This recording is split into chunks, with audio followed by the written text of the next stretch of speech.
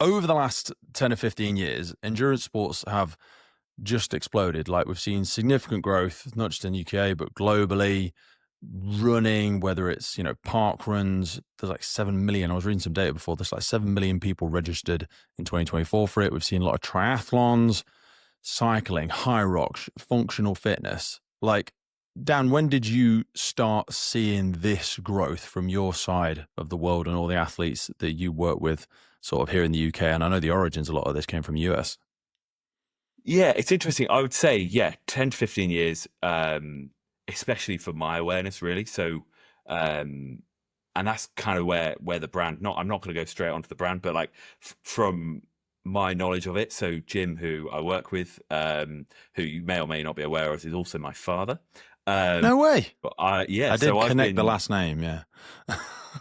So he previously, before he ran Xendurance over in the UK and Europe, ran a triathlon media business. So we've been around, and that I was sort of helped him out with some events and things like that when I was growing up. So I've sort of always been around the business side of this kind of stuff since I was sort of early mid-teens. The triathlon and this marathon explosion I saw maybe sort of 14, 15 years ago, and it had this massive peak. And then I would say, I don't want to say it was COVID that hit that peak. I think COVID did a lot for park runs. Triathlons, I think the Browning brothers had a lot to do with it. And I think cycling was a lot of post-2012 Olympic Games. I don't know what your thoughts are, mine. A lot of people took up running in COVID, didn't they? Simply because they couldn't do anything else. All the gyms were closed. Yeah, exactly. I did exactly the same. I ran every day through COVID.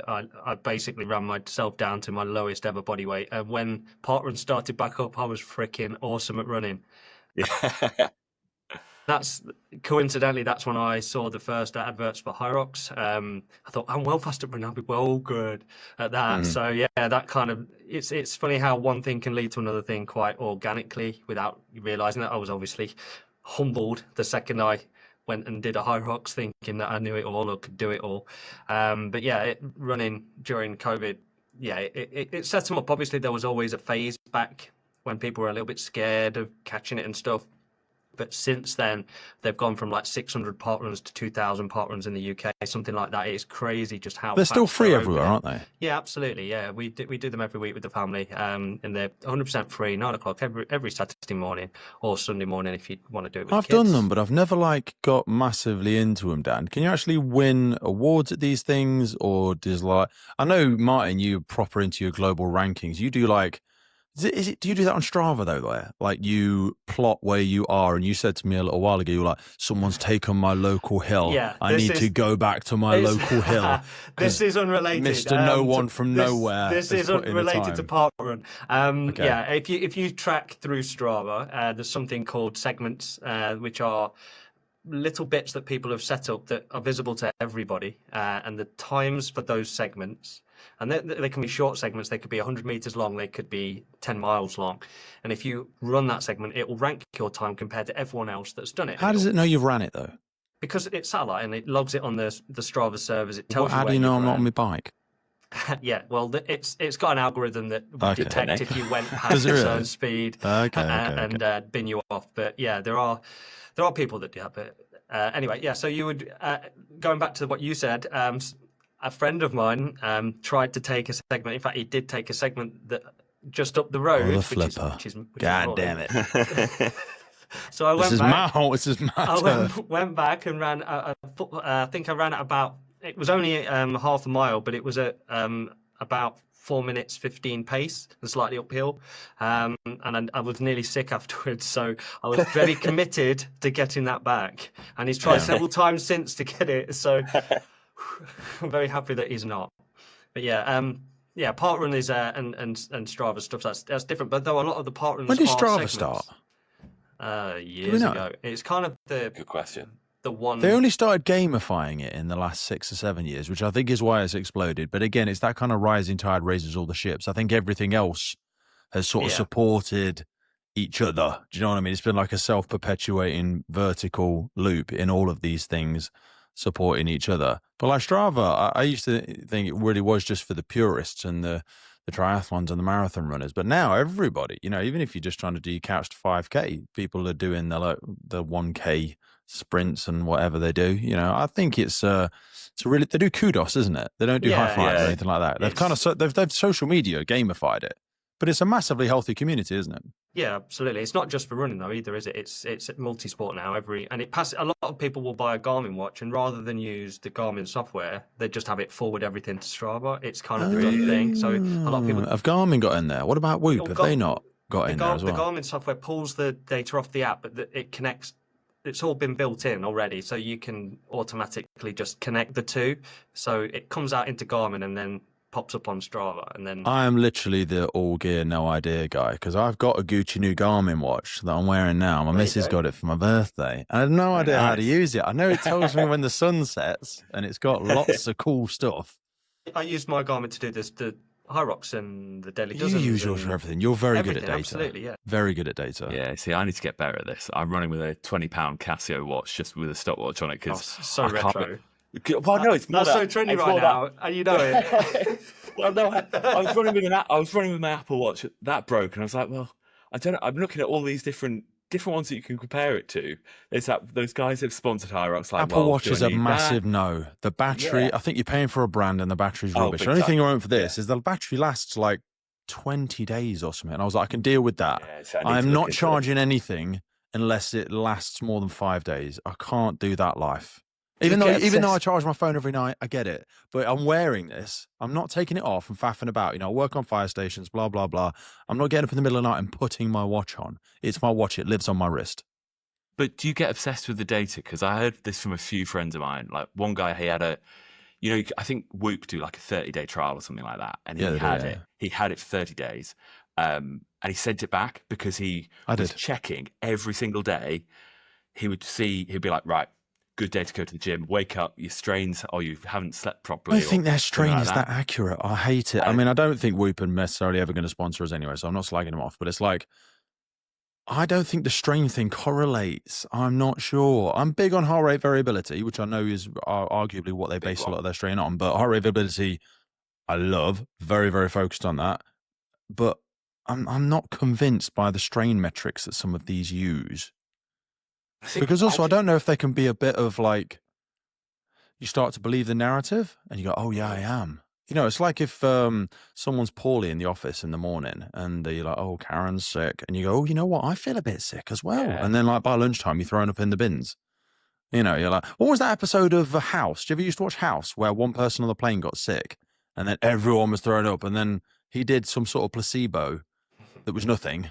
And I know we're getting way off topic here, but I don't think the strain thing is as accurate. So go on, Whoop. I think not even necessarily Whoop, like Garmin and all that kind of stuff.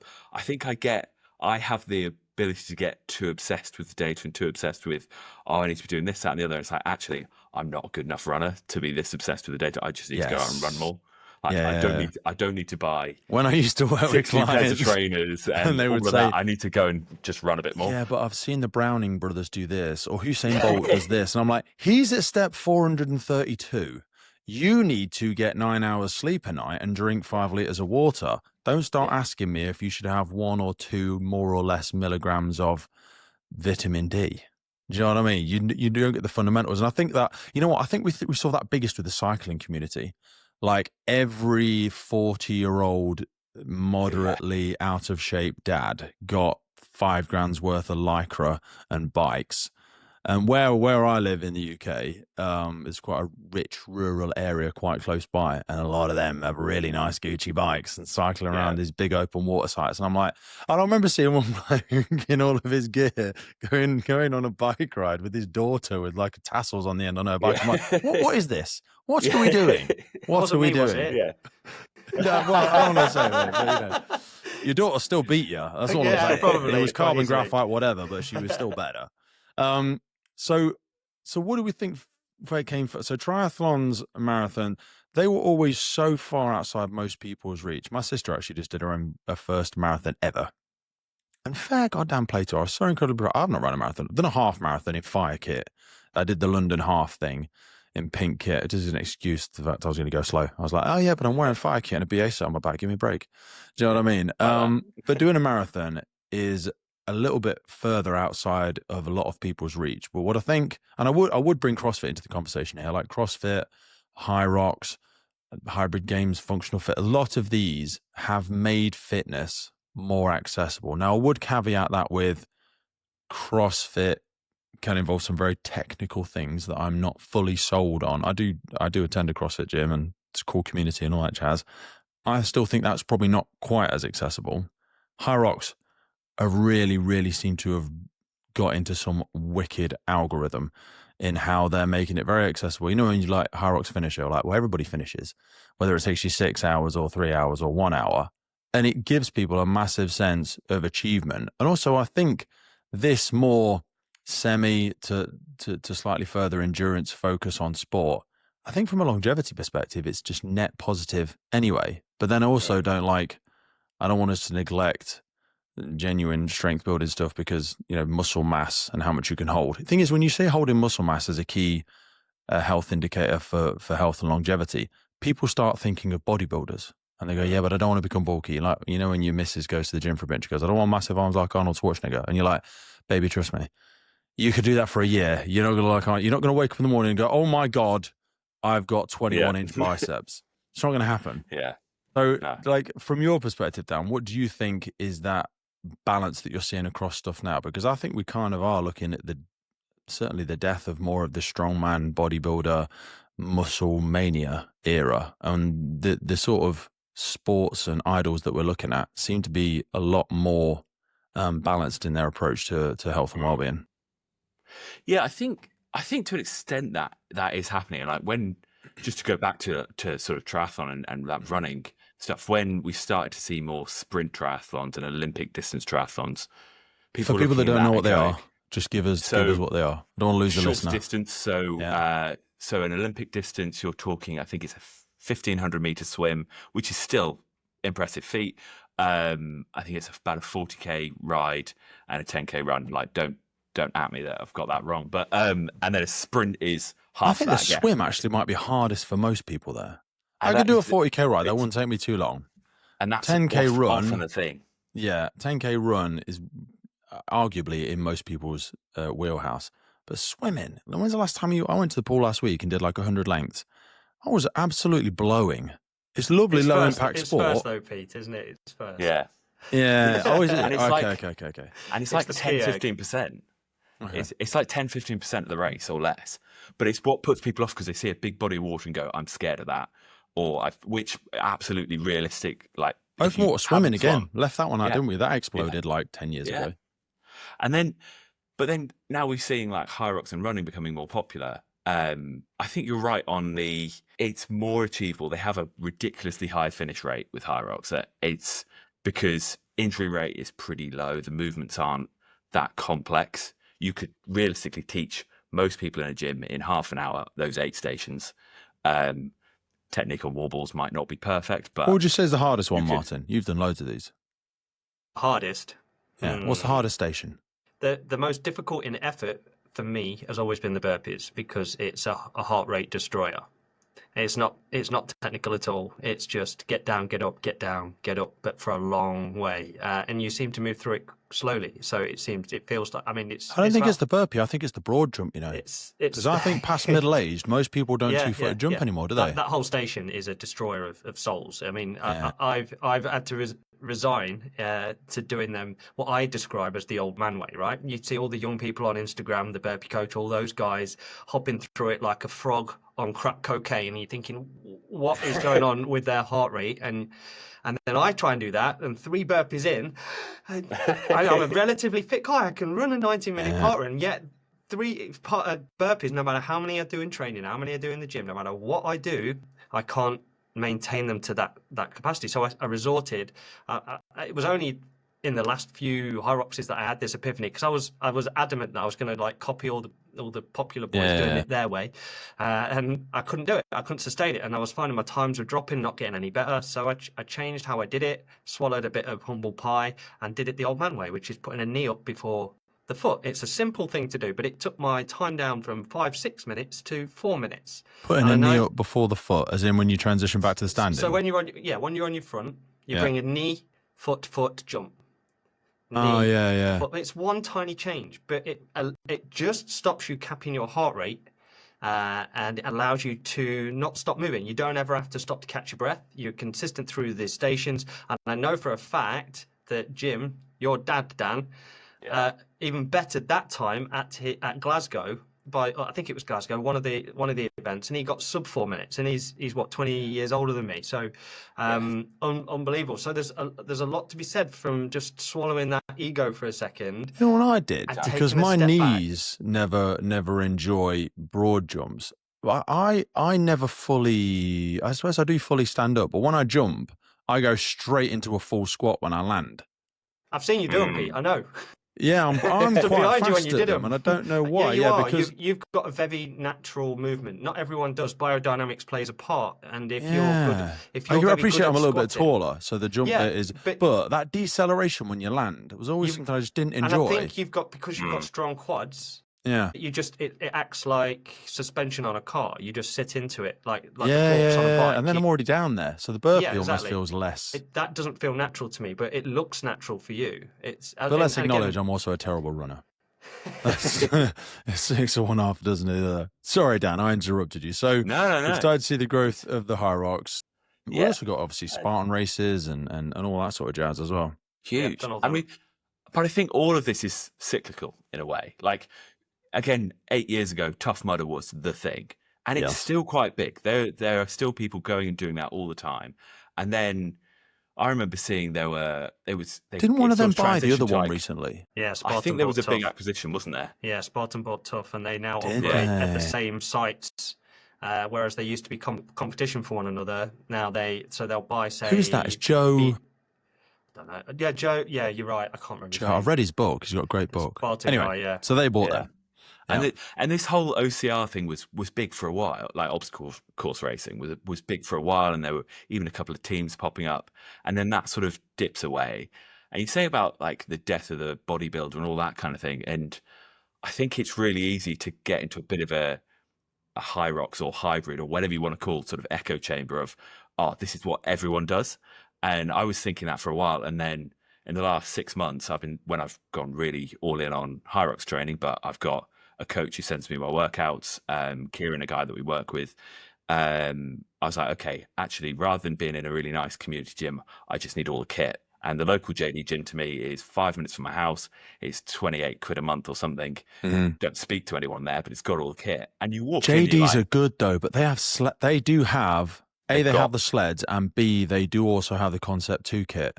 A lot of gyms have gone for a cheaper version that isn't Concept 2, and sled is actually quite rare to find. And I find it's a center sled as well, so it's all Hyrox gear. So it's all the gear you'll be using on race day. And I was like, I could pay 100 quid over there, or I could pay 28 quid here. I was like, unfortunately, for a short period of time, that's what I'm going to do. But you go in there and like, bodybuilding ain't dead, that's for sure. Like, no, it's not. But I just always found it to be remarkably elitist, and I say that having come from that world. And also, it's a lot of mantelpiece muscles. You know, I know people in the fire service in incredible shape aesthetically. Yeah. But, you know, they're blowing out their arse when they're halfway down a whole way with a casualty. And I'm just like, this is not functional. It doesn't, I don't want to keep using that word functional, but it doesn't, we talk about tactical athlete in the fire and rescue service, police, fire. You need to be lift and move. That is the job. Interval train, lift, move. Lactic threshold, basically, and all that stuff. Don't hit the wall halfway through the 30-minute BA wear or whatever. And aesthetics don't always, if they're a lag measure, it works. Like you see loads of people in the fitness space, in the functional fitness space, where they still look in incredible shape. But that's a lag measure. Yeah. They weren't aiming for that. Do you know what I mean? They got in shape, and as a result, they got fit. The measure was fitness.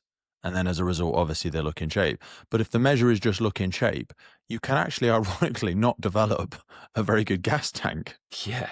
I think that was something I always credit Jim for this as well. That the first gym I stepped into was a CrossFit gym. Now, right or wrong, and it was run by really good guys who'd been in the strength and conditioning industry for 10 plus years prior to that anyway. So it was proper legit place, and I learned. I walked in, they gave me a broomstick and was like, you're not lifting weights for a couple of months. You've got to learn how to move properly. And I learned how to do all of that, but the focus was performance and strength and all of that, rather than it being what you look like. And I was seeing a few other mates who were sort of 16, 17, going to the gym, picking up dumbbells and curling them as many times as they could, 6 protein shakes a day. And it's like, that's not a healthy mindset to it either. So I felt very lucky that, I felt really fortunate to avoid that actually it's always been about, and I'm not a high performance athlete by any means, but I enjoy it, and I go out and do these kind of things, and it's not about what you look like, it's about how you do things, and being healthy and longevity, like you've mentioned, is kind of my core focus now. Martin, you're really old. Thanks. What do you think has been the big transitions? Because you're so much older than either of us. You know, when you first started doing this, you've seen a long stretch, and you have been across the spectrum as well, mate. You've done you've done strongman stuff. You've done a wide spectrum of stuff. So I, at the very beginning, I was probably quite like a lot of the lads are today in my 20s that would go and do International Chest Day on a Monday and do arms and back on a Wednesday, leg day Friday, all that kind of stuff, right? Before I found any particular avenue to go down specifically, right? And it was about looking a certain way, right? And so I put on a bit of muscle mass and looked a certain way, and I looked a little bit bigger than the people around me, my friends, my peers, right? So I'd go on holiday. I quite like looking like the one that had a little bit of muscle mass. It makes you feel good, and that's kind Great of what confidence drives boost. Nothing wrong with that. Yeah, of course. When you're younger, it's certainly when it's about attracting someone else and you're going on holiday and all that kind of stuff. But it is a very shallow approach, I find sometimes. And certainly looking back, I think, oh God, I wish there was some of the stuff available now back then, so I could have concentrated on something. But also, specific. I always think like, don't make good the enemy of perfect, because you also pick up anybody that engages in any sport or physical discipline. I'm like, you pick up personal discipline, you pick up structure, timekeeping, you learn how to cook. Do you know what I mean? There's a lot of benefits here, no matter what your avenue is, but it should be an evolving process.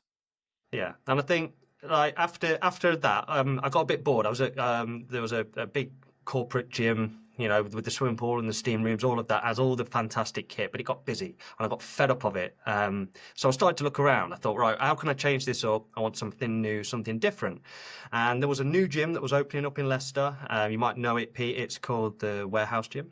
When it first opened up in 2011, it was crap. It was bad. It had a few bits of kit. It just pushed to the size of a warehouse, as you'd expect. A few benches and whatnot. They quickly acquired the basement, and they basically, I think, just took a load of breakers and smashed a hole in the floor, and got a steel staircase that I'm pretty sure was barely connected.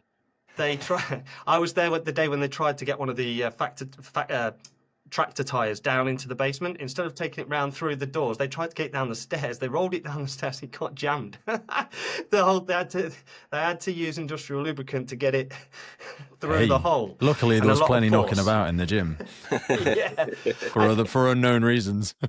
But this gym, for all its faults in its infancy, attracted a certain clientele, big guys. Massive dudes. They had no necks. They were all, completely bald, and they looked a lot older than what they were. But these guys were barrel-bellied, strongmen type, right?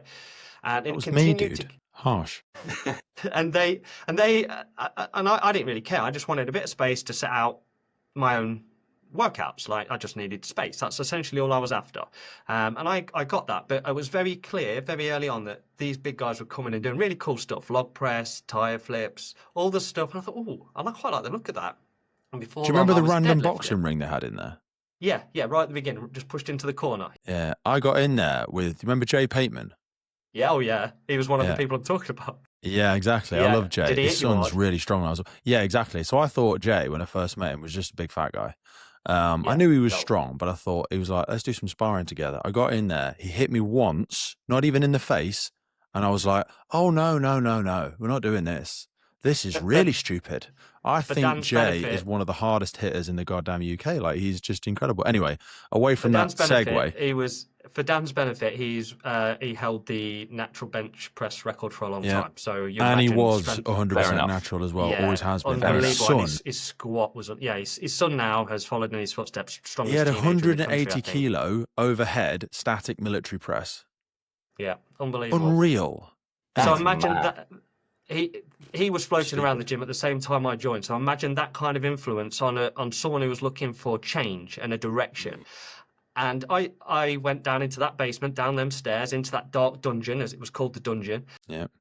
And I watched and admired these guys, and they had car deadlifts and stuff like that. And I set my sight on this car. Right, it was by today's standards, it's quite light. It was 140 kilos, but as I wasn't particularly good at deadlifts at that time. I couldn't lift it.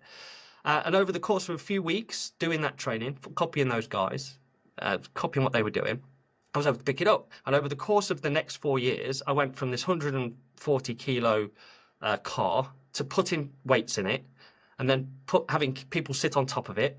And then the numbers just kept going up and up. And I went into a couple of amateur competitions in Northampton's strongest novice or whatever it was, and came second in both, out of like 18 dudes. And it just, I couldn't believe it. I never in a million years had I thought that I would end up in this position. And one of those things was like a truck pull. You know, you can never imagine yourself pulling a truck. Yeah. Like 3 years earlier, I couldn't have pictured myself in that situation.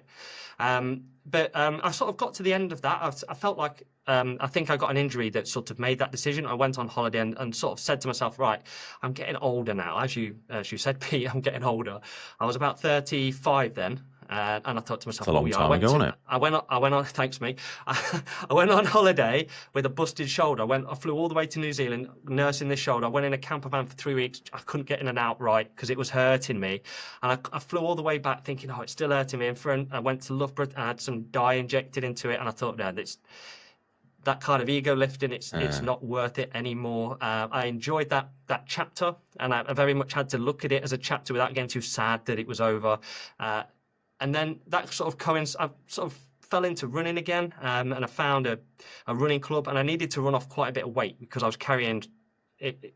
When you get into that mentality, that routine, lifting heavy, it's all about weight calories. Moves weight. It's all about calories. Moves weight, of course. So I went from like a 75 kilo frame to a 95 kilo frame. But when I was done with it, I was left in a 95 kilo body. Suddenly not training that anymore. I sort of lost my jawline. I didn't like how I looked. I looked a bit fat. Suddenly out of the context of strongman, if you just observe him from, with no idea of what I'd been training for, you would just assume, oh, look at that guy, he's a little bit overweight.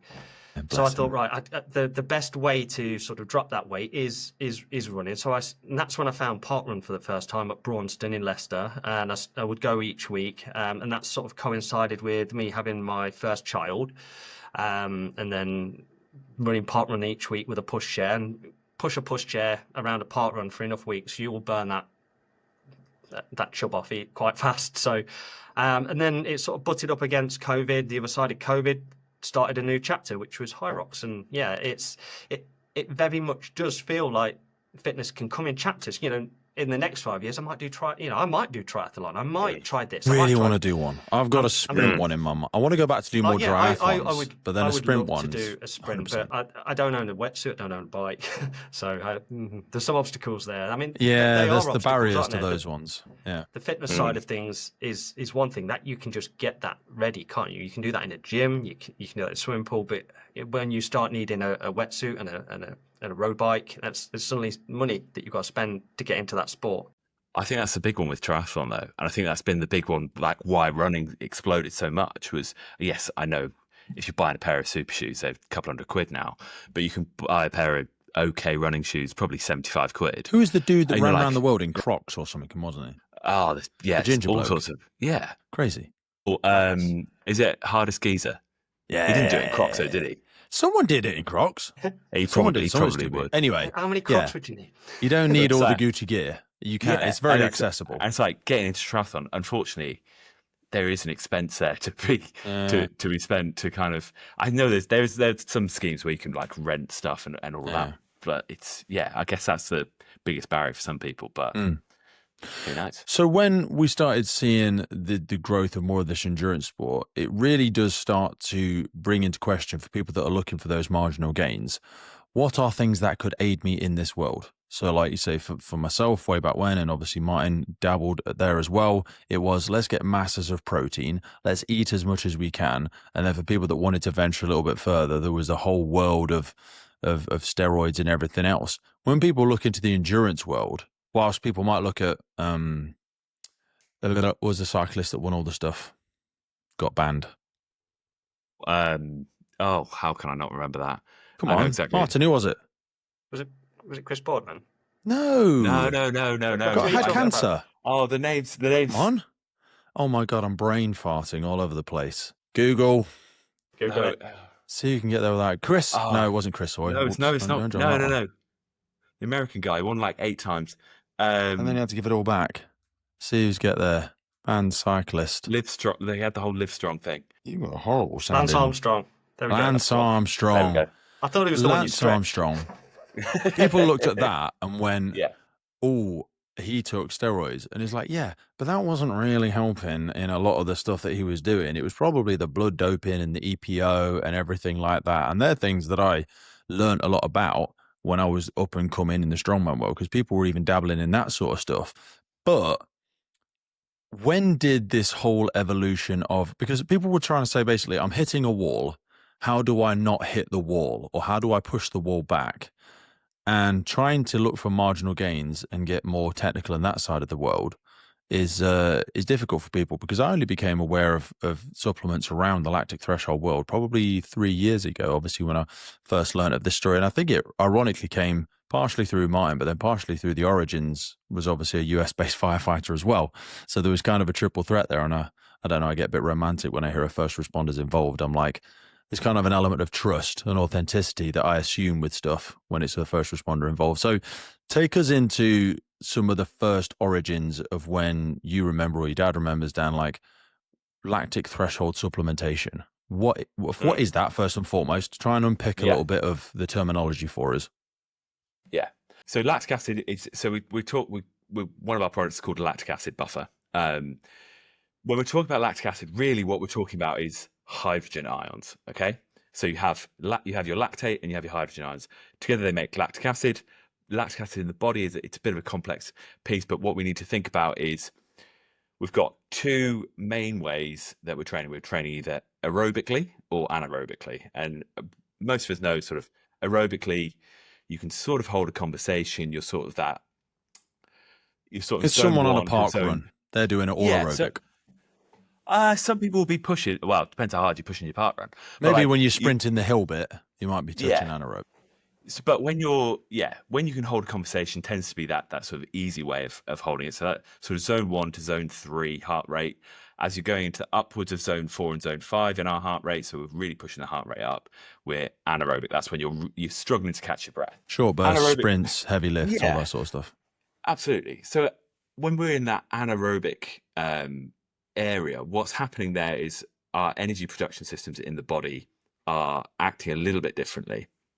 And what we create when we're doing that is we're creating lactate and we're creating hydrogen ions. Now, previously, because when we talk about lactate thresholds, it's a good marker of how exhausted someone is, how close to the limit they are. So previously we thought lactate is a bad thing. But what it actually is a marker of how exhausted or how far someone has pushed, but it's a marker of how many hydrogen ions they have in the system. So your system then, your blood will be getting slightly acidic. So you get into this sort of acidosis state. And that's that burning feeling. We all know exactly what it is when we're pushing that sprint as hard as you possibly can. That burning feeling you're getting in your legs, possibly your arms and your lungs. And what lactic acid buffer supplements, what all these kind of things are doing, what we're looking to do is buffer as much of that hydrogen as we can to an extent. We want to reduce the acidity slightly to enable us to push it a little bit further in that high intensity work. And if we can do that in our training, if we can do that in our racing, we're going to perform better. And that's sort of...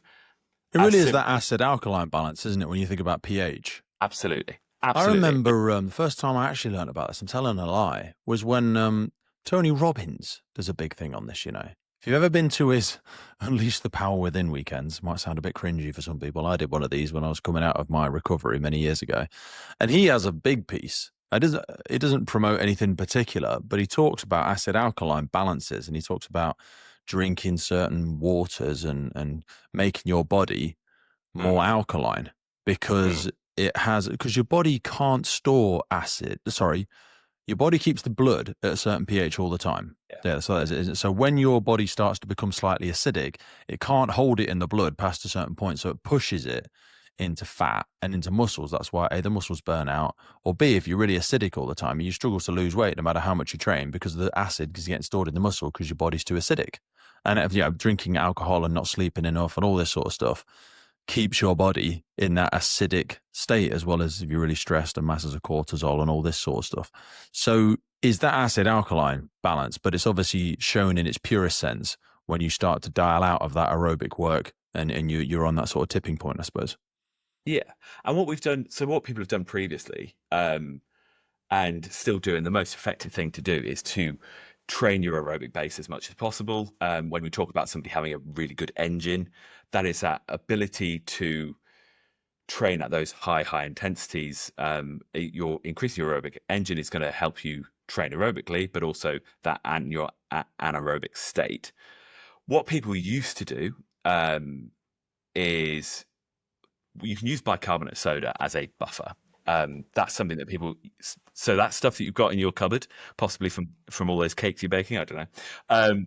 Like bicarbonate soda can be used. The issue, I've never read that one. But the issue is, and this was done back in the sort of 70s and 80s even. The issue that happens there is you tend to have an issue with timing of how it's going to benefit you and gastrointestinal distress. So Wicked. It's a bit like mixing vinegar. If you mix vinegar and bicarbonate soda, it makes this big, a bit like putting Mentos. Yeah, I've done that. Bang. Yeah. Science experiment for kids. Imagine that happening in your stomach mid-race. Yeah, we don't need to go any further than that. Now there are some interesting ways of how we can get that into the body, and there's some people doing some interesting research around this right now. But what lactic acid buffer, what our product does, and this is something that Sandy Callan, the US founder from sort of 18 plus years ago, it's formulating something that supports the system in buffering these hydrogen ions at high intensity. That's what lots of people want in their sports performance, is you want to be pushing those thresholds, because we all know if we can push harder, we can go faster. But as you mentioned, with sort of when we're looking at people who are maybe looking in the sort of illegal worlds, when we're talking about steroids and EPO and all those kind of things, is yes, all of those things, whilst banned, are very effective. But if somebody just starts doing that and not training, they're not going to get any benefit from it at all. Like if you start taking these tablets and not doing anything, you're not going to benefit from it at all. What we always say is it's about training. Like it's not a magic bullet. It's not some sort of magic thing. You've still got to be training hard. You've still got to be pushing with these kind of things. It's not going to do the work for you. No, I think it's the sort of thing that takes you from the 95th, 96th percentile up into those upper echelons. And I'm not pretending to be anywhere near those upper echelons, but one of the key things for me after about 3 months of taking it, so two things happened. One, my 10K and my 15K times on the bike came down by about a minute and a half collectively over that course. But the biggest, funnest one for me, because I was attending a specific CrossFit gym all the time, took me from 20 up to 22 on my Miko's triangle. And I was like, I don't know. I think achieving a 22 is quite rare. I don't think a lot of people can do that. It's bloody hard. It's really bloody hard. And I also think I'm like genetically, because I'm a bit taller and lankier and all that sort of stuff, there's maybe an element to that within it as well. But I could never seem to get past 20. The goal for anyone that starts it is just try and get to 18. But you do see some people are way up there. It's crazy, especially when I get into that triathlon space. Like some people's engines but that you feel so incredibly fit after that sort of stuff. That's the big feeling. Like after I used to go and lift heavy weights for ages, I'd feel strong afterwards. But that kind of post-runner's high or post-endurance work high is a different thing, isn't it? Yeah. You feel so remarkably fit after that. Yeah. Oh, it definitely is. I think it's much more satisfying personally. But so when did you first start using it, Martin? Actually, a bit of a story behind that one. Long before I spoke to Jim or Dan or any of the ex-ND lot, I actually bought a pack off the website back when I was looking for marginal gains. Back when I was hitting those walls, those plateaus, I was thinking, right, what else could I do? I'd already bought my stupid shoes. I'd already got my lightweight clothes. I was literally trying to find any way I could go that little bit faster. And obviously, supplementation was something I was considering. I was already protein and creatine and arginine, all these things that one way or another could potentially improve your times over the distance. I was obviously in Hyrox mode at that point in time, so I bought a pack. In fact, I was going to do a review video about it. I set the camera up in the kitchen to have me unboxing and ripping open the packet as you do when you're making videos like this. And I took the first 3 pills, threw them in my mouth, took a glass of water, choked on them, spat them all out because I'd put too much in and I hadn't taken into account that they were matte finish. Right, they've kind of got a matte finish to them, haven't they? And I hadn't really looked at the pills before, the tablets before I'd thrown them in there. Yeah, so I'd kind of put a pin in that one for a while. You know, I've never struggled with pills. Some people really struggle, don't they? Swallowing, I don't normally. Just because I was filming it somewhere, there's a bit of footage of me going. Ugh.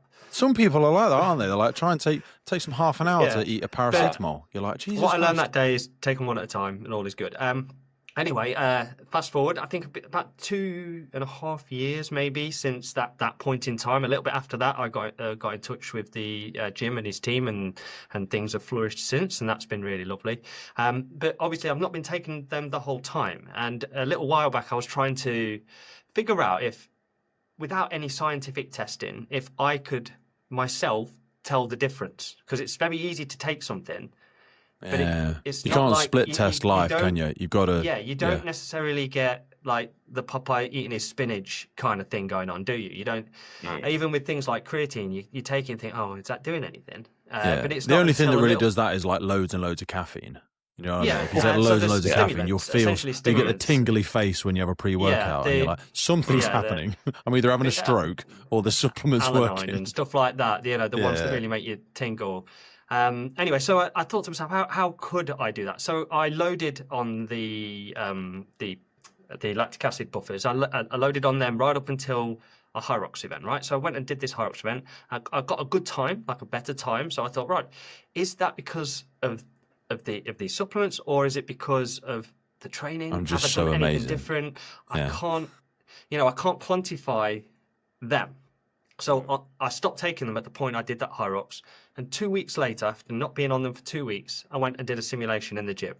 And I felt dreadful. And this was, and it's not because I was poorly or anything, or having a bad day. It's just simply I didn't have the legs. When you get that massive lactic buildup in your legs, certainly in the lunges and the wall balls. I'm thinking just 2 weeks ago, I was bossing this. How now have I fallen so far from that? And the only difference really was the supplements. I was in the same kit, roughly the same clothes, going through the same motions. So it was, I know it's not a perfect scientific experiment, but the gap was so big for me. Yeah. I went, oh, okay. So, it's easy to take things and you not necessarily feel any effect. And then even when you do get a good time, you can't go, oh yeah, absolutely, it's because of that. And the only way you can then really test is to remove it and see where you're at. So that's kind of there's a few arguments there, other things, other variables, race day, but that's how Yeah, but you'd done loads of events by then. So you weren't like a brand new athlete, no, trying to test something on race day. It's the lactic acid buffers have come into play a few times for me. I don't just load them up before Hyrox.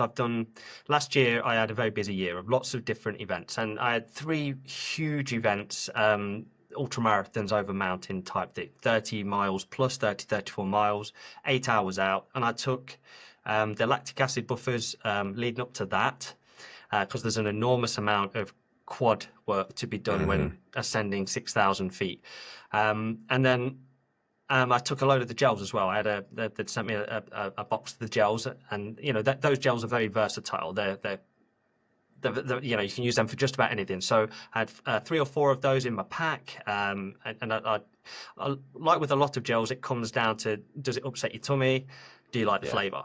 Yeah. If it satisfies those two things, always the thing. You're good to go. And yeah, these ones, in fact, There you go. they're the ones they're the ones that I took, and they're the ones I'll take now. If sometimes I'll take them on to Hyrox and stuff, but not always. It depends on how I'm feeling. Sometimes, you know, it's nice to have one after them bloody burpees, not before. Yes, always. When I used to do back-to-back CrossFit sessions, I used to have the Lucasade ones a few times, but they always made me feel really sick.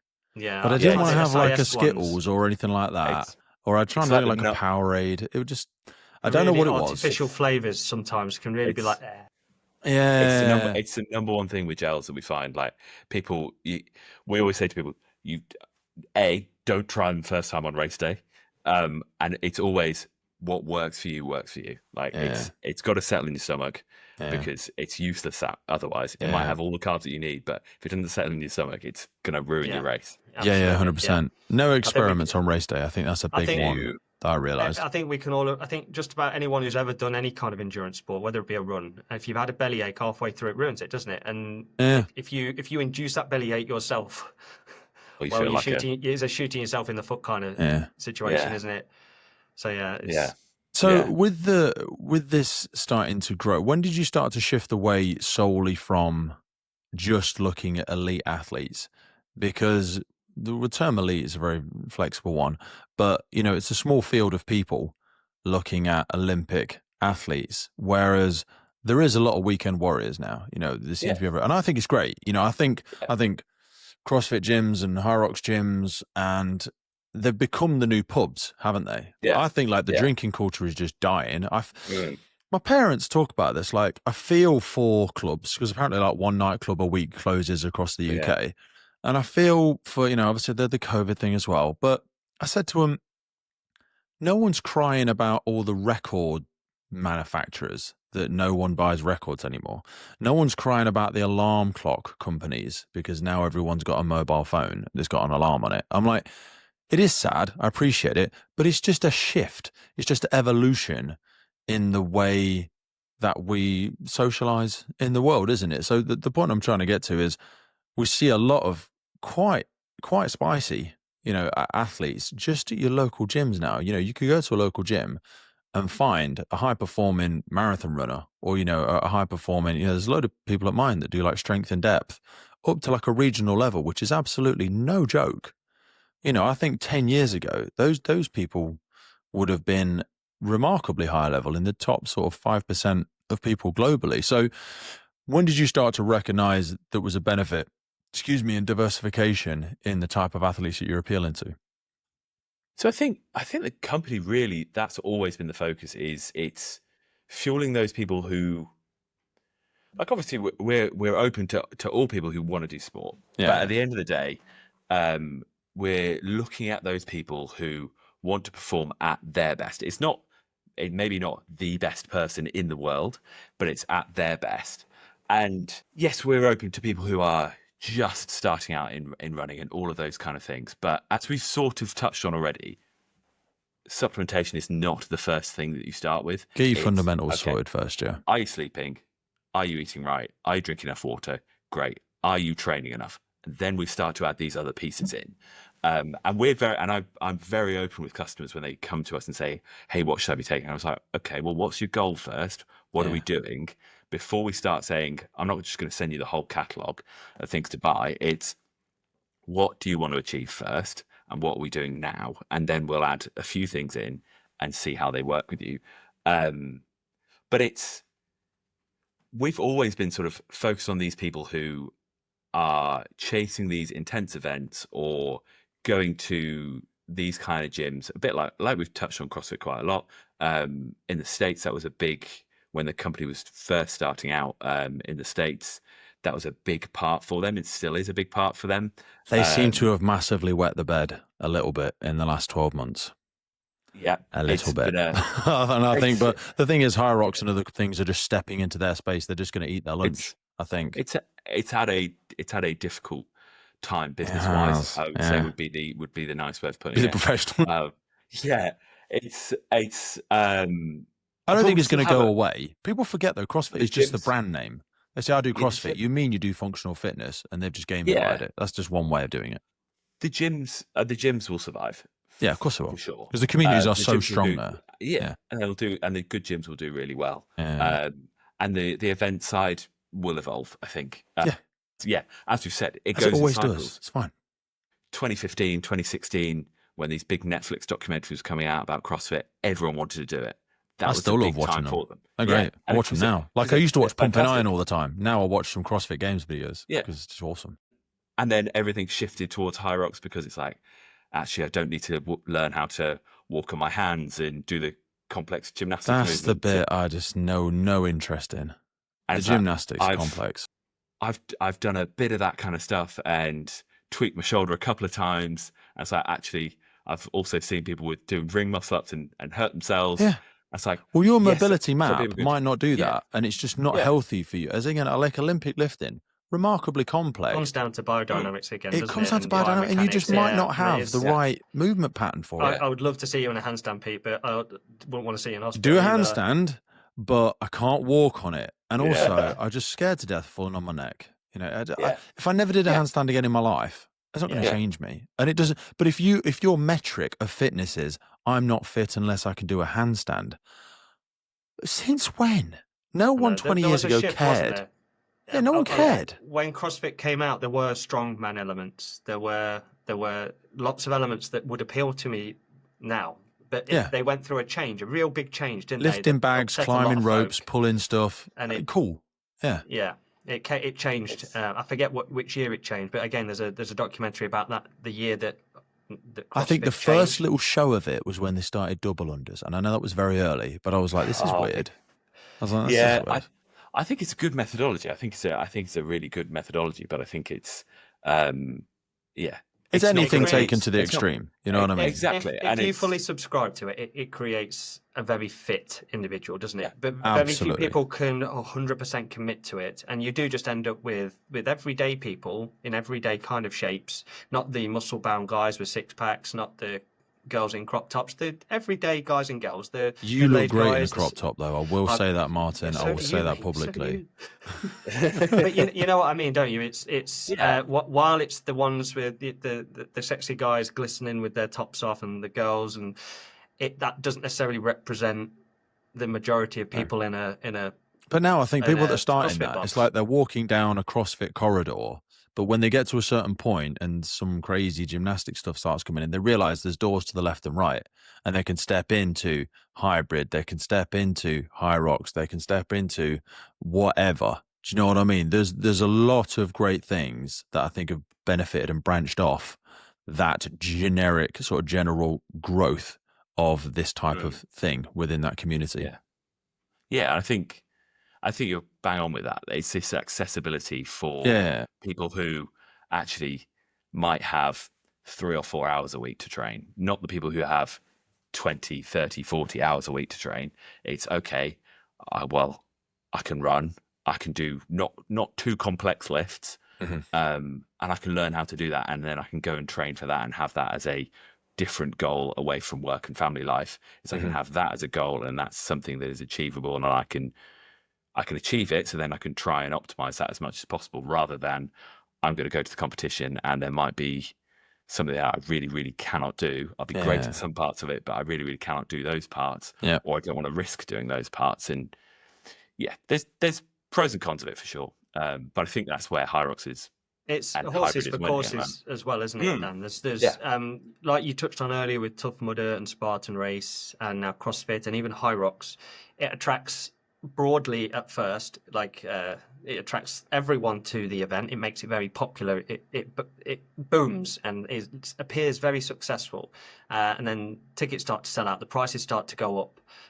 But then competition starts to rise. And you start to see people fluttering off to do something else, leaving the hardcore people that love that sport. And that's true of Tough Mudder. There's still people that are doing it now that used to do it 10 years ago. You know, it's the best thing for them in the world. They will show up to every Tough Mudder that's going to happen. Same with Spartan Race. You know, the people that love Spartan Race, they love the methodology around it. They love the work ethic, even though hardly anything's changed in the last 10 years. A few obstacles here and there, the spear throw. I think there's an element of the nature thing in there as well, isn't there? Yeah, of course. People feel that primitive element, whether it's man, woman, they feel in their purest strength.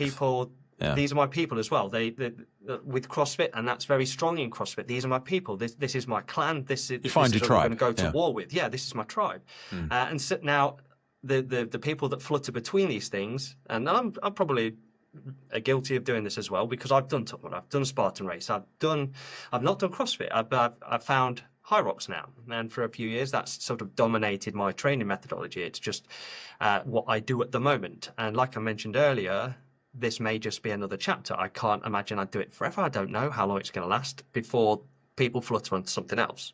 I'm going to keep banging on about triathlon. I think it is one of the best kept secrets. And of course I only like it because I'm a little bit good at it. You are very good on the ergs. You know what? That's where I'm like, the thing I think of it is like drag people into deep water and drown them, because there is no break. There is no break. Because everything, and of course, I'm just saying it because my body type suits it, and some of the movements, it helps to be a big lanky person who used to be strong.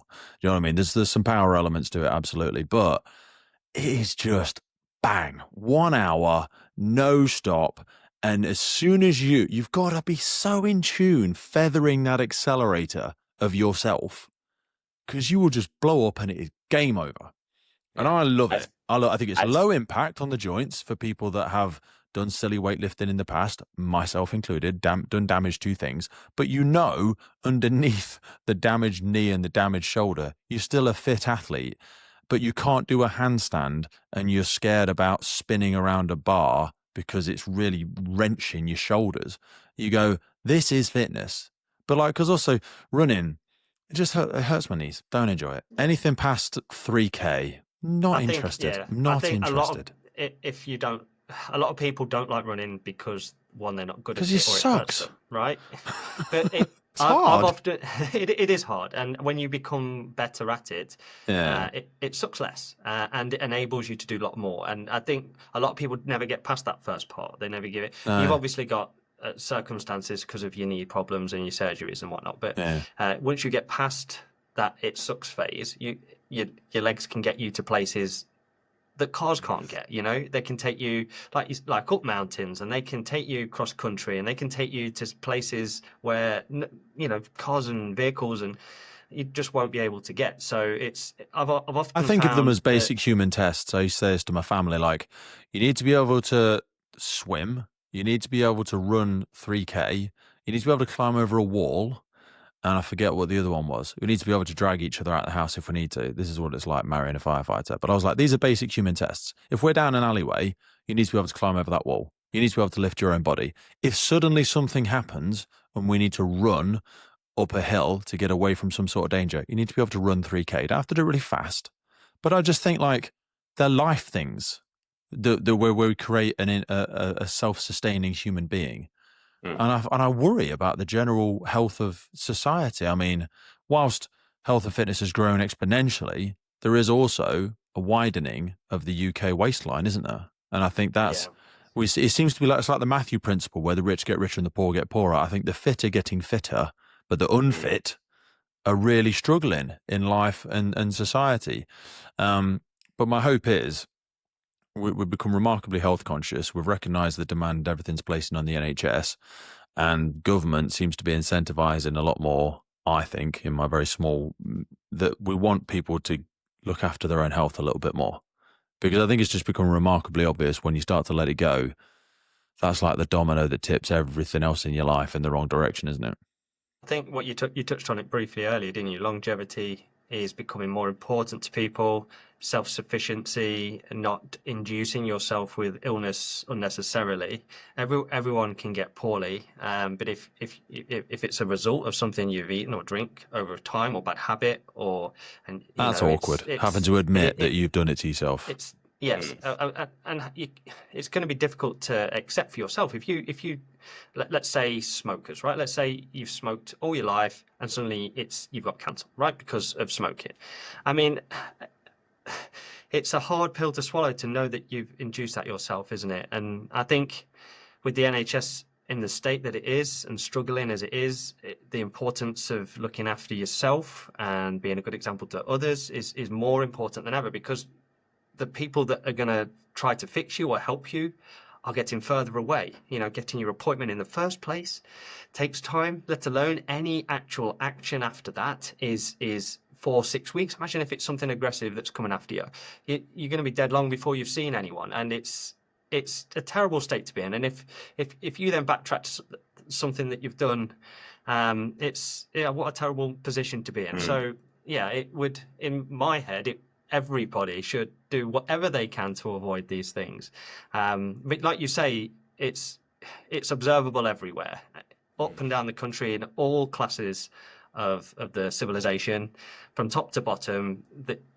The healthier getting healthier, the fitter getting fitter, and then at the other end, the opposite. And it's I don't think there is an answer. I think people have to learn their lessons themselves, or have an epiphany. A lot of people have a wake-up call at some point in their life. I think the reduction in smoking has been remarkably successful in the UK. Yeah, that's been crazy, and we've seen this a lot in the fire service. Like, really? 90% of people on fire stations used to smoke. Now, I think it's completely flipped. Like, but one thing I think still linked. Where do you both sit with alcohol? Because that still is so heavily embedded in all of our communities and all of our cultures, isn't it? It's a social drug. It's the only drug that we seem to not have a problem with. I mean, mine's an easy one, because when I stopped taking all drugs like 13 years ago, my daughter was born, I just kind of went no to everything. But a lot of people do you still drink, Dan? I do still drink. Are you drunk now? But yeah, absolutely. Move the glass of wine away. It's funny. It's funny because I'm just trying to think. So I left university 6 years ago now, and it was a necessity then. It's part of the curriculum, wasn't it? But it was already starting to become acceptable for people not to drink then.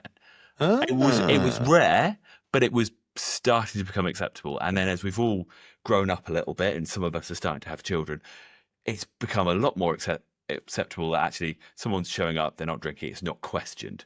Whereas I remember when I was, even at the very start, when I was sort of 18, 19, people were, well, you're not drinking, what's going on there?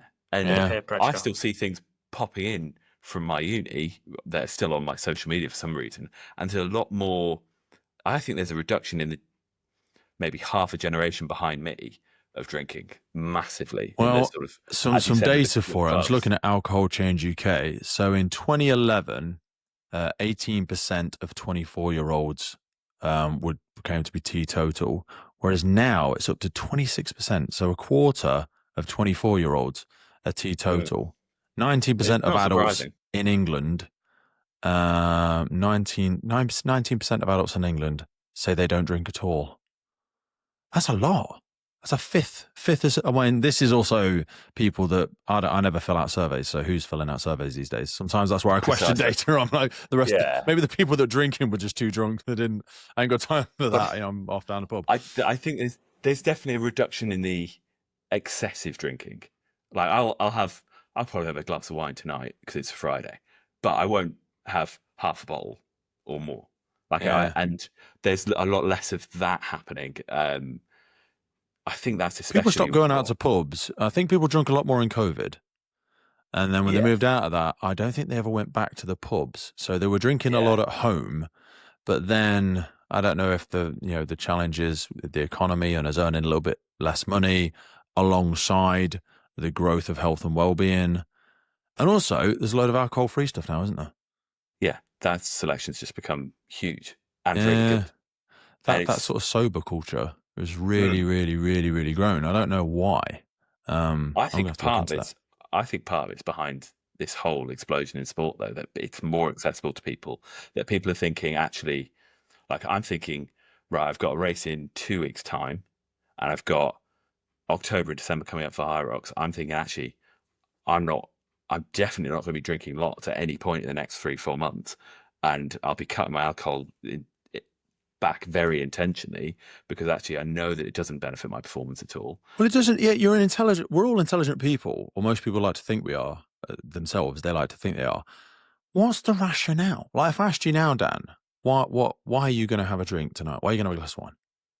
Quite like a glass of wine, to be honest. You like one? Okay, what's the first thing you ever drank? This is not, let's put down, this is not an intervention, but like, when was the first time? I'll say I had a glass of sherry, I think, when I was like 10, in a changing rooms, of a rugby changing room, and it was bloody horrific. Someone was just passing around a bottle, and I went, holy hell. Sherry. And then what happened afterwards took years of therapy. But, I don't know why they were giving 10-year-old sherry in a man's changing room. That's probably another question. But the first drink you had, unless it was a high sugar alka pop, what were they back then? Bacardi Breezers and Hula Hooch. I can't remember the stuff that was knocking about when I was younger, but like, you probably didn't like it, did you? It probably wasn't nice. I don't know, people convince themselves to what they like. Social pressure. Yeah, it's the only you knew it was bad for you. It tasted horrible, but you just muscled on and went through it. And I know I'm not trying to lose the listenership, thinking I'm banging them over the head with it, but like, I went through a drug addiction period in my early 20s, or late teens, early 20s, and I was heavily vilified for some of the other there was speed and amphetamines and things that happened when I was a lot younger. But people drink alcohol and think it's okay, but I think the societal cost of alcohol is massive. Yeah, if we went round Martin's house and we all smoked a bit of marijuana or whatever, we might eat all his food and then go to the shop and buy more food. Yeah. But if we went round and we all got smashed out of our heads, we might go outside and start, the societal cost and public damage and all this sort of stuff, and your own personal cost. I'm like, as an intelligent person, it doesn't make sense why we would do it, but it's just everywhere. It's crazy. But yeah, like he's saying, I think people, as they get older, they go, and it takes me ages to recover from it. Doesn't really make a lot of sense. I feel dreadful for the next few days. Cognitively, it's just ruining me. And some people are just going, nah, not for me anymore. Yeah, absolutely. Crazy as we're moving away from it. I think on the flip side of that, I wanted to focus in on one supplement we haven't spoken about, creatine. Yes. Creatine is the one thing I never stop taking. Never. Both for the physical and the muscular benefit. Cognitive. The cognitive stuff and the research that's been in the last sort of 5 or 10 years on creatine, if people aren't up to date with it, that's one of the reasons I never took it. I remember reading some of the military. I've read some of the military studies around it where they did it on sleep deprivation, didn't they? Where they gave, I think they gave maybe 18 or 20 grams of creatine over like a 7-8 day period, and it mitigated cognitive decline massively. Like, I think I take like 15 grams of creatine a day, total transparency. I drink lots and lots of water. Is that why I'm sending you so much, is it? Yes, that's why you're sending me so much. Because I use it all the time. Yeah, because absolutely. Cognitively, sleep deprivation, just feeling, I think it's absolutely remarkable. So I don't pretend to know a lot of the science behind it. I've read some of the studies, but like, run us through some of the principles, because my missus recently started taking creatine as well, because I listed off some of the benefits for women as well. But she always thought, no, that's massive muscle stuff. Like, I'm happy to take protein. I don't want massive muscles. I'm like, that's not what it's about. So for people that are reticent, fearful, uneducated about it, give us a whistle stop tour on creatine. So we've got to be quite careful on what we can claim on an evidential basis at this point, because we have to be really, really careful with these kind of things. But there is definitely research coming in on the cognitive benefit side of it. We definitely seem to be moving towards it. People seeing it in more of that sort of nootropic space, which has become very, very interesting in the last few years, sort of talking about sort of brain supplement and focus and that kind of thing. But it's interesting you mention about females taking it, because it is widely, there was at points people were very concerned about muscle gain, water weight, and hair loss with creatine, which has been hair loss. Yes, it's been widely debunked, but I thought that is not there's no concerns with hair loss with these kind of things. So I you think take a that's lot of it, men but you taking creatine who also take masses of steroids and lose their hair. and There's are a also problem. reaching a certain age where we do tend to lose our They lose their hair anyway. Where, It's a red herring. Where it's yes, you may hold a little bit more water weight than previously, but the benefits to your energy production. This is where I think Weight and Watchers did a muscle- massive disservice to women. I think yeah, Weight it's, Watchers, my words, not yours, was one of the worst things to happen to women because they made it all about the scales. And that is not your fitness. That is your relationship to the earth. yeah. A weight And is a terrible metric for fitness, I think. Anyway, And my words. as you said, you're not going to take 5 grams of creatine, go to the gym once, and all of a sudden be this huge muscular character. Get a grip. Because, yeah, it's not going to happen. If it would, I've been waiting 15 years now, and it's so it's But there's definitely some research coming through on the cognitive benefits of it. Yeah, I think similar- it's a it has a neuroprotective similar elements to it as well, Martin. Yeah, it has. I think it has a similar line to the buffers. You don't notice it till you need Yeah. it, do you? Yeah. You don't. So when you're under that bar and you're trying to push that last rep, or you think, hold on a second, you've had literally no other. It doesn't affect you in sort of any other way right to that point, unless like it's the mental, cognitive side of it. On the physical side of it, it has shown to help with max efforts, hasn't it? Max effort lifts, Big time. max Big effort. time. And I think people worry about the kidney function, healthy liver stuff, and they go, it means I have to drink more water. I'm like, no, you should be and drinking 3+ litres a day anyway. Pee a lot, doesn't it? It does increase. That's one thing I've noticed when I'm taking it. Yeah, but isn't that certainly just if because I'm you're drinking loading more beyond- water? Quite possibly, yeah. Obviously, nothing There's can nothing come wrong out with that's weeing not gone every in. couple of hours. You should do. But yeah. I think it's more frequent than that. But it depends. Again, it comes down to how much you're taking, because historically, it's the advice is 5 grams if you're maintaining, like every day, always. But Rookie numbers. there is Get 'em up. the loading element, isn't there? That if the people historically have loaded, whether that's people still do that or not, that's what's done in the past. Before I came across, before you sent me some of the lemony one, obviously I would interacted with creatine before, as Pete would have done. He would have had creatine all through his strongman days. He would have been gobbling that I don't think down. I've stopped taking it since I was Did you ever load 19. it, Pete? Did you ever go beyond the 5 grams? I did, and I used to cycle it. Like after 3 or 4 months, I would stop taking it. But then, like, more research came out, and I think it's been one of the most studied supplements out there. You know, yeah. I think it's the most. yeah. think So I don't think you ever need to come off it. The news on it is changing, isn't it? And it's certainly, if you look now, there's lots of runners bringing it back to runners that are also saying, look at all these advantages for %. runners.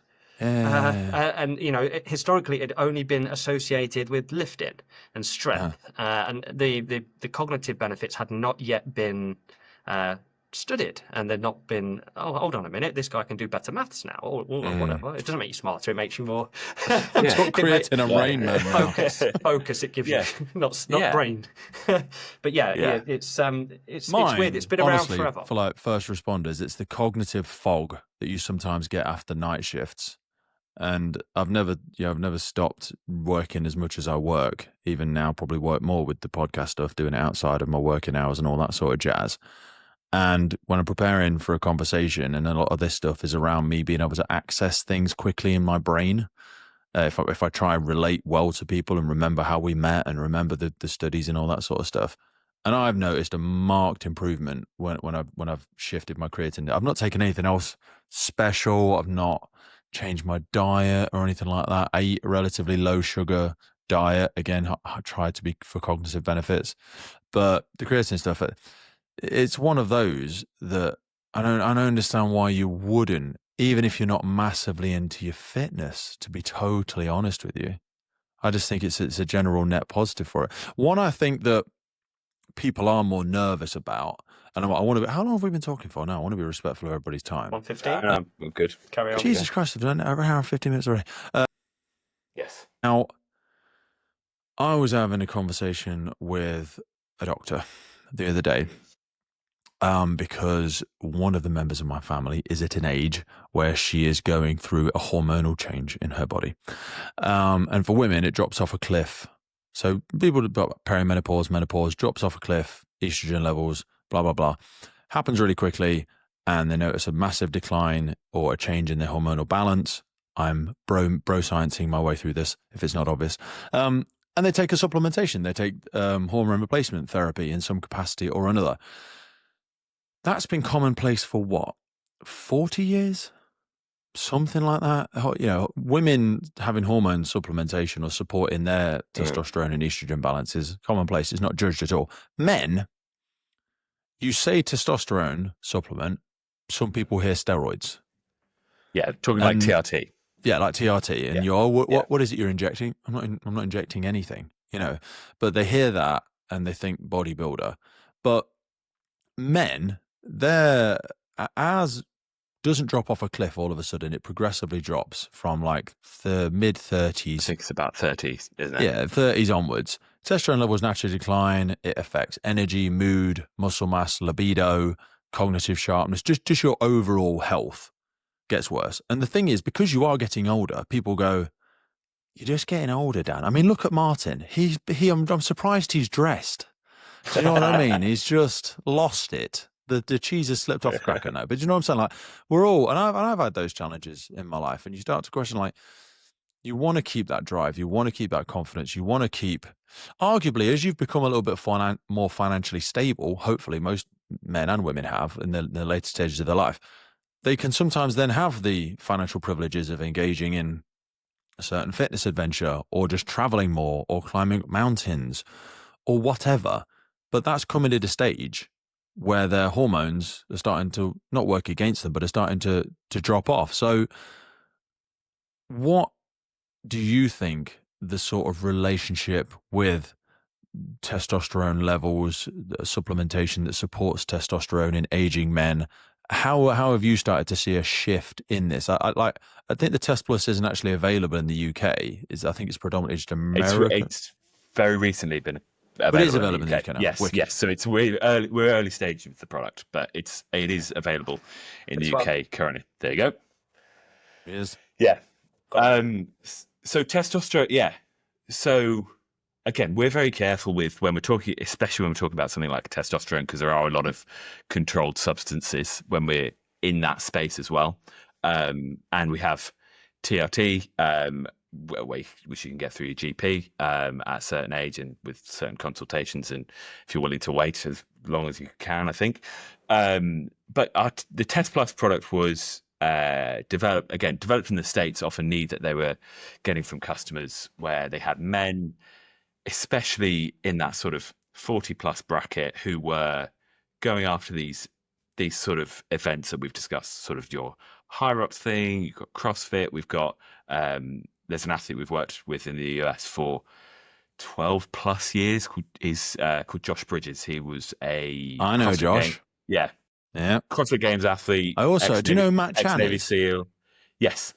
Yeah, so we've had Matt on the podcast as well. Matt, firefighter, came just behind Rich in one of the years, didn't he? Yeah, he was very, very high level. They're over there, they're so much more familiar with getting their blood work and things like this. And I'm sure Josh and everyone, they get their blood work, not because, how many drugs can my body tolerate? It's just, it's a real pure way to measure your health markers. Because otherwise, you take a certain supplementation, you might be shooting in the dark. You might have a hormonal imbalance you just don't know about. Yeah, exactly. And it is one of those things where people actually, when they're getting to that stage and they're concerned about these kind of things, is getting blood tests and getting to see where you're at. And so Test Plus was developed basically on the idea of, is there something we could do where it's an all natural product that could support natural testosterone production, where we're not putting exogenous testosterone into the body. It's not going to be a replacement for medical TRT. That may be medically required for certain people, but is there a way that we can support people that are getting to that level? They're kind of in real desperation mode, because they might have like severe erectile dysfunction and whatever. We don't want it to get to that point until your doctor prescribes you TRT, and this is what I think we have such an aversion to really helping people. We're scared of a lot of medical interventions and a lot of ways that people could, if they want to, if they are financially, if they're a socioeconomic level where they can start to invest in their health in a different way. There's so many barriers to that in the UK, whereas in the US, I appreciate there's the good and the bad to it. People can start taking all sorts of random stuff they shouldn't be taking, but there's a lot of barriers to people being able to do that in the UK, isn't there? Yeah. Yeah. And I don't think the culture's there yet either, really. No, I don't think we're mature enough with it. No. And it's not this. And I think that's changing. I definitely, in conversations I've had with more people, where it's like actually men are speaking more. And there's also the mental health side of it with men of a certain age, where their testosterone is dropping off, and there is a huge mental mood, health. libido, confidence. Yeah. You know, just that get up and go. It's just you lose it. And you don't want to, you know, when you get into that point in your life where you're starting to have a bit of professional success or whatever, you want that drive. You know, I always say to people, once you've felt like Superman, who wants to be Clark Kent? You know, you've been Superman in your 20s and then you start feeling like just the average Joe and you become accepting of it. I'm like, no, this is a choice. Like you could get smart about stuff. Yeah. Yeah, so it's a complete natural supplement. It's got things like tonga ali, ashwagandha, shilajit. There's an ingredient called tesnol. So it's a proprietary blend that we've got from a company. They've done a little bit of research. There's been some research done on there where they've seen sort of testosterone production or free testosterone increases somewhere in the sort of 10 to 20% range over an 8-week period. So we're not talking about, okay, you're going from dangerously low testosterone levels to the Hulk, but we're like, actually, can we support in a healthy, safe way testosterone levels? I think it's something people need to start thinking about a bit more wider, especially like you say, if it's not just your physical performance, it might be mental health. So I'm just having a look at it now. Like anyone from around the age of 30, it says it declines at around a rate of 1 to 2% per year. And especially if we're asking firefighters and others to work until they're 65, you know, by the age 60, some men have 50% lower testosterone than they did in your youth. And if you're not sure if it affects you, some of the common things you think about is fatigue or low energy, obviously reduce muscle mass, increase in body fat, decrease libido or sexual function, mood changes, irritability, depression, brain fog, which like I've said for me is a big one. That's kind of reduced cognitive focus, or equally just poor recovery from your workouts. You know, you used to be able to smash a big workout every single day when you're in your 20s and maybe into your late 20s. But then all of a sudden that soreness is just going through the roof. It's something I really encourage. I did a little post about it a little while ago, and loads of people have asked me about it, questions and concerns and interests and all this sort of stuff. And I'm like, no, that's why I'm happy to be publicly open about it, because I get my blood work done like every 6 months. It costs me about 120 quid every time I want to get my blood work done. And I'd like to make that a little bit cheaper. But I'm starting to speak to some companies. I think that's going to come down in the next 5-10 years. From what I see happening in the States, there's more of these companies are popping up, and we're always kind of 12 to 24 months behind them, aren't we? In a lot of our stuff for some ungodly known reason. I want to be respectful of everybody's time because I know it's getting late on into the evening on a Friday night.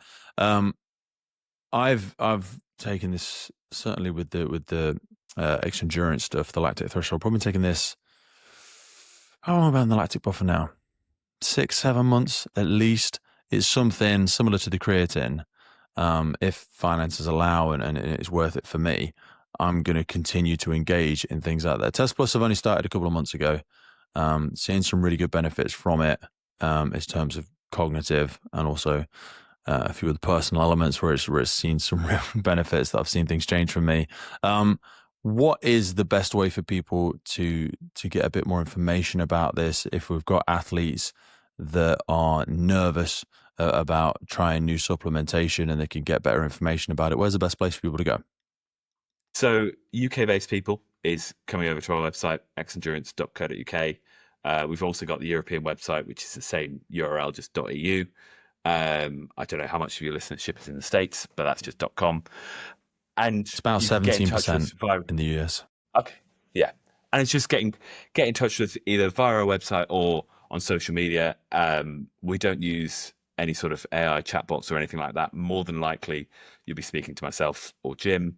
And we'll very openly discuss things with people. And we always say, especially with our lactic acid buffer, we offer a 30-day money back guarantee where you can take the entire bag of the stuff, and if you don't feel like it benefited you, send me the bag back. We'll give you a full refund for it, because it's, for a lot of people, like you were saying, Martin, like, you never know if these things are working for you, and it's actually to give that reliability that you can try something, and actually if it doesn't work for you, you don't feel the benefit of it, that actually there's a risk-free guarantee with I'm going to it. put you on the spot, and I know we didn't discuss it before, but given one of the founders is a first responder, what do you give for first responders? There must be a discount for first responders. I'm pretty sure there is.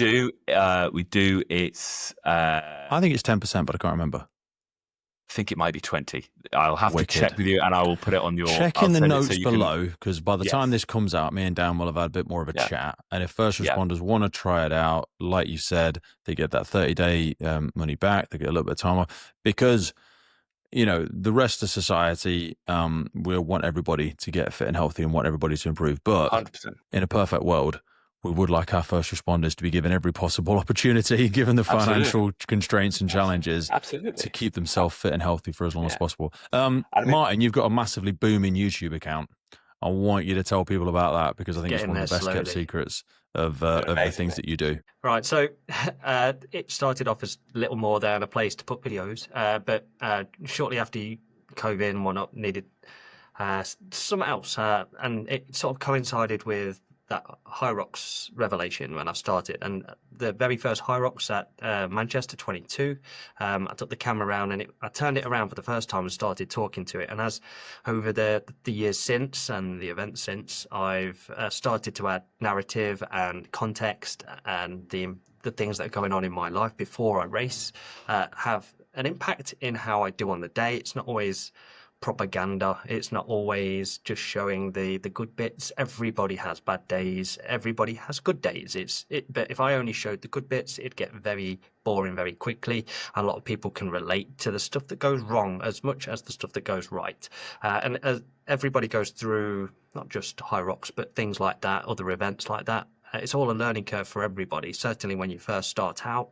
And it's nice to hear that someone else is feeling the same. So I created the channel for people that are in a similar position to me. I'm just sort of trying to get people my age off their bottoms, even with the constraints of work, family, busy life, that you can, like you said, become a weekend warrior. You can work your 9 to 5 during the week and go out and be a boss on a Saturday.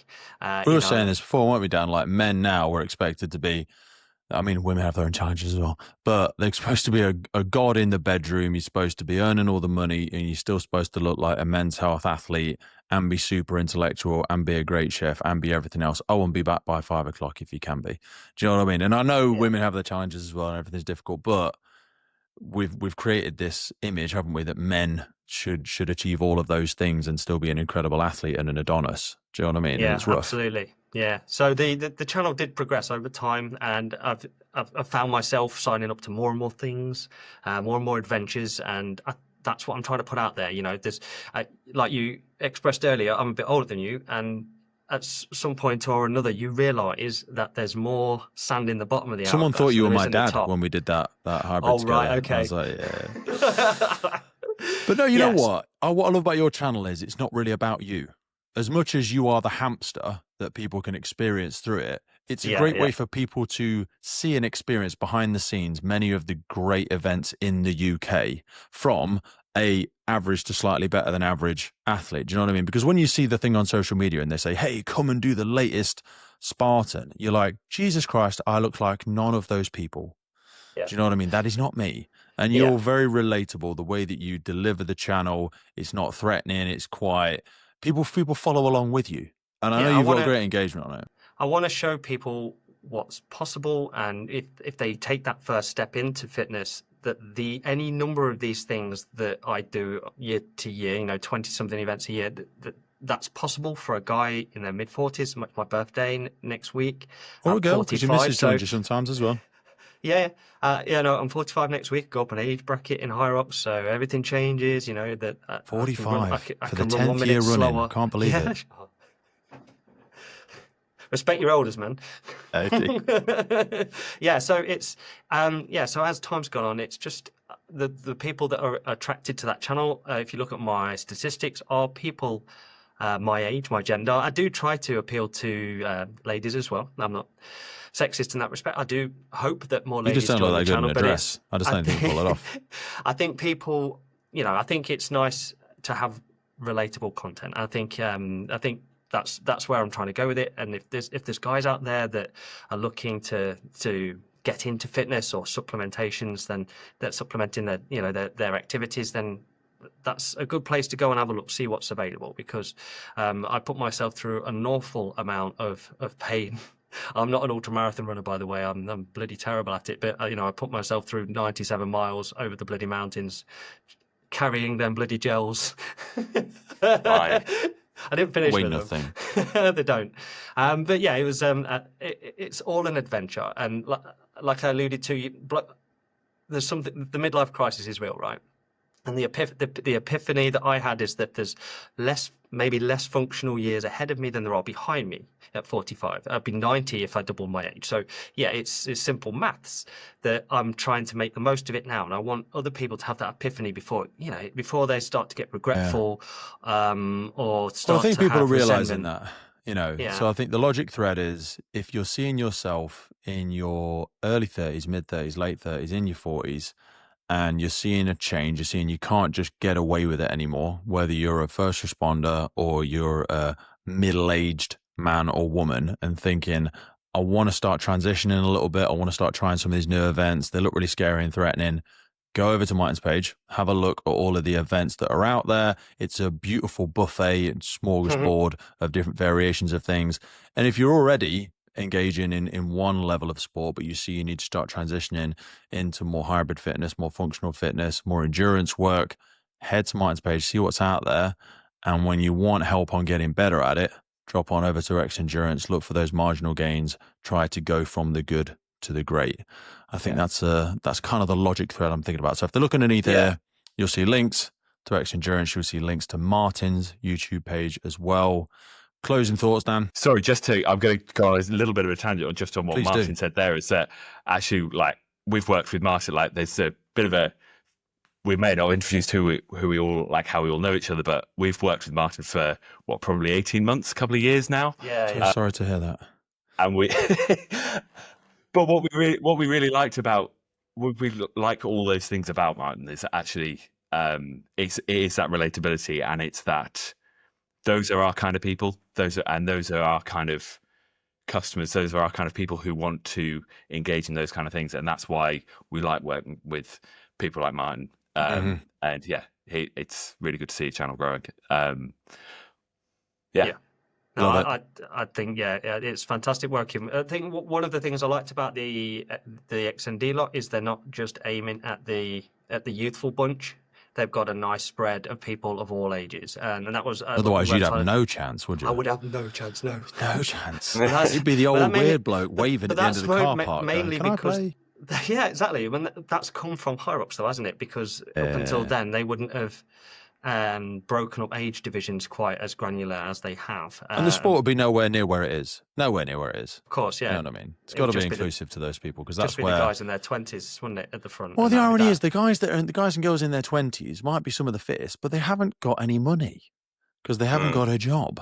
You know what I mean? Or they've got a very low-paying common job. With respect, you want to be appealing to people who are in a profession like yours, Martin. You're intelligent IT technician.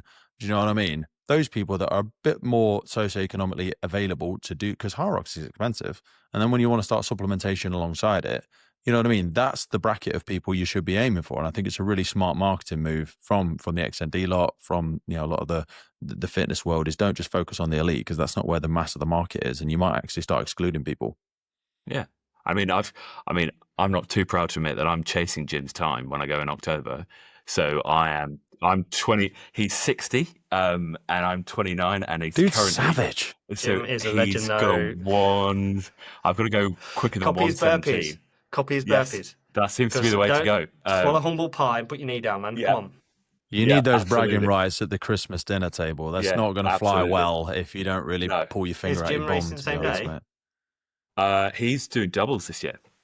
Okay, so it's not head to head yet. Okay, no, I need to see. But we are doing London. I think we're both doing singles in London. So nice, that'll be good. Yeah, we shall see. Yeah, sabotage in the bag and all sorts of sabotage. Don't pick him up in the morning, all that sort of jazz. Yeah, I'll just win the ski erg and then I'll crash out from that. That's what you need. Yeah, bragging rights on that. Right. My love to the family, some love to Jim, Martin, some love to the kids and the missus. Really, really enjoyed that, fellas, and I look forward to doing some more work together in the future. I'll speak to you soon. Very much, Pete. Cheers, Dan. Thanks, guys.